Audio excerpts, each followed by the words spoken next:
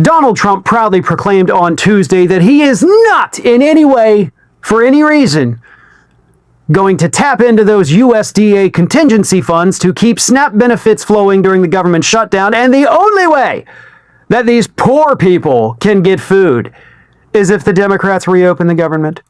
Here is what Trump put on Truth Social.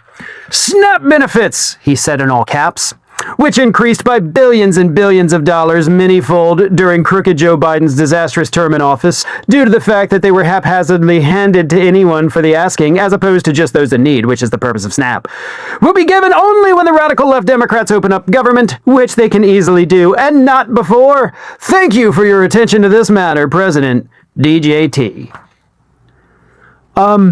Okay, listen. People in the country are going hungry. You were ordered by 2 separate courts to release those contingency funds to these people. But you don't want to do it. You would rather let people starve in defiance of 2 court orders just to stick it to the Democrats, right? Like, haha, look at all these people starving. That's their fault. You know, you're starving because of them, even though I'm legally required to release these funds, but I'm not going to do it. I like to see you starve. I like hungry people.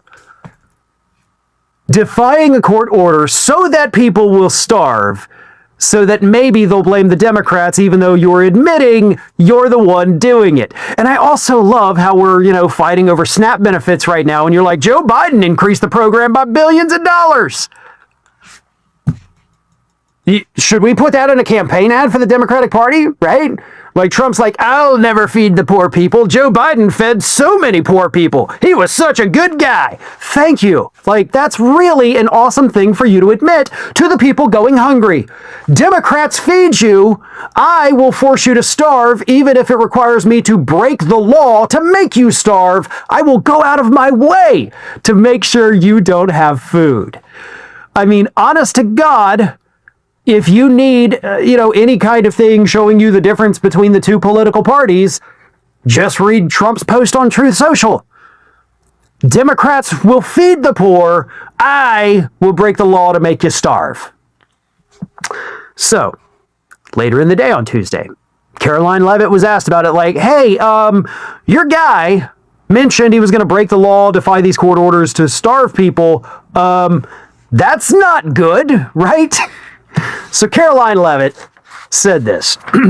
No, the administration is fully complying with the court order. I just spoke to the president about it. The recipients of these SNAP benefits need to understand it's going to take some time to receive this money because the Democrats have forced the administration into a very untenable position. We are digging into a contingency fund that is supposed to be for emergencies, catastrophes, for war, and the president does not want to have to tap into this fund in the future. And that's what he is referring to in his Truth Social post. So the Department of Agriculture, as per the latest SNAP payment in the judge's order, put out guidance to states today on how to get that money to the recipients of SNAP, but it's going to take some time. Those are for emergencies. I don't know. What do you call people going starving? I would call that an emergency. You wear that big ass cross on your neck. The guy that represents wouldn't let people go hungry.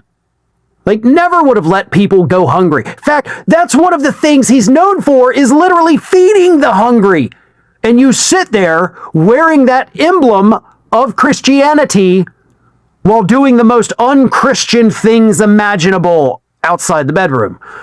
But this is who they are. They want you to starve. They want you to starve not just because they don't care about you, but because they want to use you and your starvation as a weapon against the Democratic Party, as the Democrats are fighting so that those same people can still afford health care.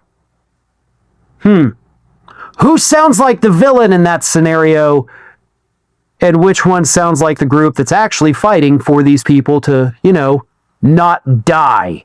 Hey folks, I don't know if you have noticed, but we are like this close to 1 million subscribers. We do not have much time left on this year. We are already entering the holiday seasons. I know everybody's busy.